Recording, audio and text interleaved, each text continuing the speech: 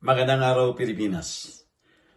Matagumpay na nakapagtala ang Embahada ng Pilipinas sa Washington, D.C. ng kabuuang 288 bagong botanteng Pilipino sa katatapos lang na field registration na idinaos sa Atlanta, Georgia sa Amerika noong Mayo 9 hanggang Mayo 11 ng taong kasalukuyan. Layunin ng nasabing aktibidad ay lapit ang serbisyo ng mga Pilipinong naninirahan sa Georgia at mga kalapit na estado.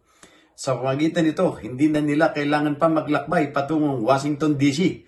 para lamang personal magperehistro at matiyak na magagamit ang kanilang karapatang bumoto sa susunod na pambansang halalan. Ayon sa embahada, umabot na sa mahigit sa 1,800 Pilipino ang matagumpay na nakapagpatala mula na magsimula ang panahon ng pagpaparehistro noong December 1, 2025. Ang mga rehistradong overseas voters ay may pagkakataong bumoto para sa posisyon ng Pangulo, Pangalawang Pangulo, mga senador at party list representatives sa darating na 2028 pambansang eleksyon.